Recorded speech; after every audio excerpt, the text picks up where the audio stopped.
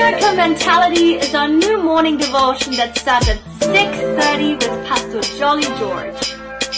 Make sure you're going to check it out, and remember, be blessed and God loves you.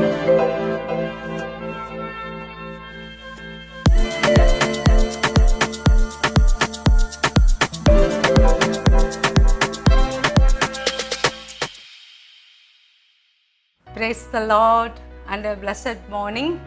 I believe that all of you are doing good by the grace of God, and God has given us one more day, one more wonderful day to know who is He and what He is doing in our lives. Did you ever face a helpless situation in your life that you cannot move forward in the life unless and until you receive a miracle from the Lord? You cannot live. Did you face such a situation and you prayed but did not believe that that miracle will come? But after a few days, you have received the miracle which you prayed for. Then you were astonished. You couldn't believe it. Is that situation ever happened in your life? If it's so, it's wonderful, right? That kind of situation, we read it in Acts chapter 12. Peter was arrested and put it in jail. Herod wanted to kill him because he wanted to please the Jewish community. Because he killed James, he killed some people, some of the apostles, and finally he wanted to kill Peter too. Because of the Passover season, Passover festival, he couldn't kill him. So he put him in a jail, and the high security was given to Peter. You may be asking that why that high security, why that much protection for Peter? No. It was not the protection for Peter, but it was because the king Herod was so afraid that some supernatural thing will happen and Peter will be gone from the jail. Because he knew Peter was not an ordinary person. He knew that Peter was an extraordinary person. So he put lot of tight security in our language. That's what we read it in Acts chapter 12 verse 4. It says, after arresting him, that means Peter, he put him in prison, handing him over to be guarded by 4 squads of 4 soldiers each. Herod intended to bring him out for public trial after the Passover. And all the gates 1 security. So, 4 quartines of soldiers means 4 into 4, 16 soldiers. 2 chains. 3 gates with guards at each of them. See the security Herod had given to Peter. It was a very grim situation. Tight security. Peter was in chains. And Herod made it sure that not even a fly will come inside to meet Peter without the knowledge of the guards. But he did not know that there is a defender for the defenseless. He did not know that the strength for Peter comes from above. Acts chapter 12 verse 6, we read it in Message version like this. That's wonderful. Then the time came for Herod to bring him out for the killing. That night, even though shackled to 2 soldiers, one on either side, Peter slept like a baby. And there were guards at the door keeping their eyes on the place. Herod was taking no chances. It's wonderful, right? But the church was praying for him. That's what in verse 7 we read, suddenly an angel of the Lord appeared and a light shone in the cell. He struck Peter on the side and woke him up. Get up, he said, and the chains fell off Peter's wrist. Notice here, Peter was fast asleep. Nothing bothered him. There was no worries for him. He knew that there is a deliverer. His deliverance will come supernaturally. That's what he slept like a baby. A baby only can sleep without any worries, without any concerns of the world, any concerns of the life. So Peter here slept like a baby. That is the reason when the angel came, it did not say that angel woke him up normally. It says that angel struck him. Angel would have called 2-3 times Peter. He did not hear. He was with the two chains. One soldier's hand and Peter's hand was joined with a chain. See, imagine he cannot even move. In that situation, he was having a deep sleep, like a baby, or we say no, like a log I slept yesterday night or last night. So that was the situation. Peter was sleeping. Then the angel has to strike him and he has to use the force to wake him up. If a person is very deep in sleep, we have to do little force, right, in order to wake that particular person up. So that's the reason angel struck him in order to wake him up and said, Peter, get up, put on your sandals, wear your tresses. And Peter got up, the chain fell from his hand, and Peter had a nice sleepwalk actually, in other words. And he reached the house where everybody were praying. That was the house of Mary, who is the mother of John Mark. And when Peter knocked the door, there was a girl called Rhoda. She came and saw Peter and she was so happy, and she went back and informed everybody that our answer came.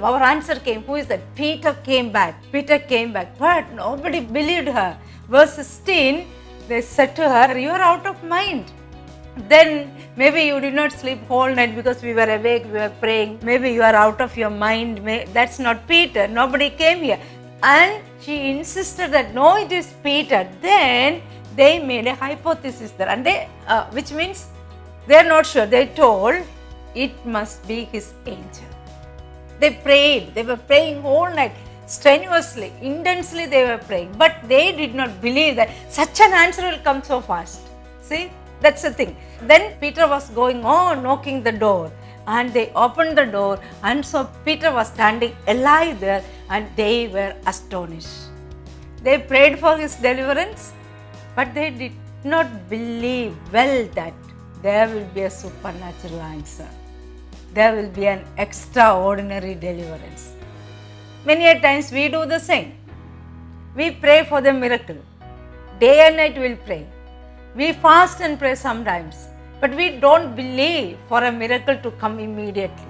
But Jesus taught us something else. He told in Mark chapter 11 verse 24, therefore I tell you, whatever you ask for in prayer, believe that you have received it, and it will be yours. Amen. That should be our faith. You pray for a miracle, how that miracle mentality, how that miracle mindset that my Jesus told.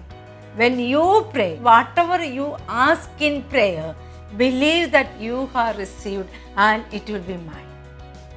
Hallelujah. Don't doubt your prayers, because someone who is a promise keeper promised you that when you pray, believe that you received an answer. And Jesus did not come to teach us on an unanswered prayers. He told in Jesus everything is A and Amen.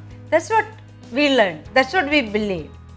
And we know that Jesus is the defender for the defenseless. When you are in a helpless situation, when you cannot do anything, unless and until there is a supernatural intervention, you cannot move forward. That is the time He comes in. Unexpected way, an extraordinary way, supernaturally He will come. That's what He is. Jesus is the defender for the defenseless. He is the armor for the unarmed. He is your sun and your shield, your strength in the helplessness. And you believe that when you pray, miracle is on the way. Have this mindset when you pray today morning, whatever you are praying for, whatever miracle you wanted to see today, whatever miracle you wanted to receive today, because you need that today. You need a miracle today for your finance, for your deliverance, for your studies, for your memory power, whatever it may be. Pray that and believe that I will receive, because my Jesus told, whatever you ask in my name, believe that when you pray, it will be yours. Amen. So that should be our prayer today morning.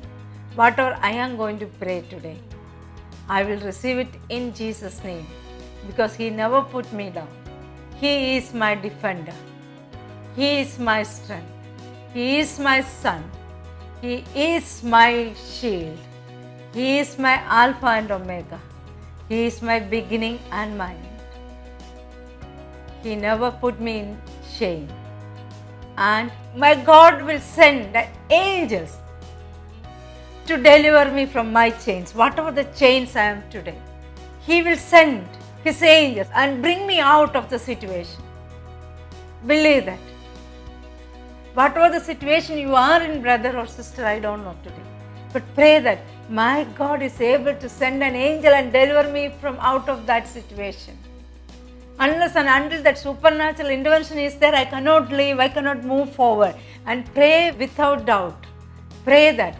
Don't doubt your prayers, because in the name of Jesus Christ of Nazareth, whatever you pray, it will be answered. That is our God. That is Jesus. With that attitude, with that mindset, with that mentality, shall we pray together now? Father, we come into Thy presence with full of praises and thanksgiving. Thank you, Lord, for talking to us today. Lord, we thank you. When we are defenseless, you are our defender, Lord. When we are helpless, Lord, you are our strength, Lord. When we won't see any way to come out of the situation which we are in, Lord, the supernatural ways will be open for us. Supernatural provision will be there. Supernatural intervention will be there. Supernatural provision will be there, Lord. Because you are a promise keeper. Lord, today we pray for the students, those who don't have the memory power, Lord. When they study, and after some time they'll forget. We decree and declare in the mighty name of Jesus Christ of Nazareth that the memory power will be theirs, Lord. These children are your wisdom, Lord. You are giving them the extraordinary knowledge. You are filling them with a heavenly wisdom. Lord, today we bless all the children, Father God, in every family, whoever listening to this message, Lord. They have the favor of the Lord, Lord.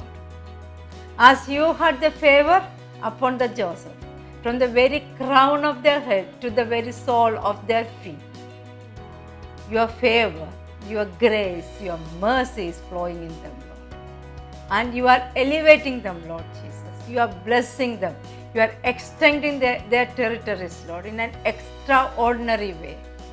Supernatural interventions, supernatural provision, they are going to taste today, Lord. We thank you and we praise you, Lord. Jesus, we just wanted to say that we love you and we trust you. In Jesus' mighty name we pray. You have a strength in your helplessness. You are blessed.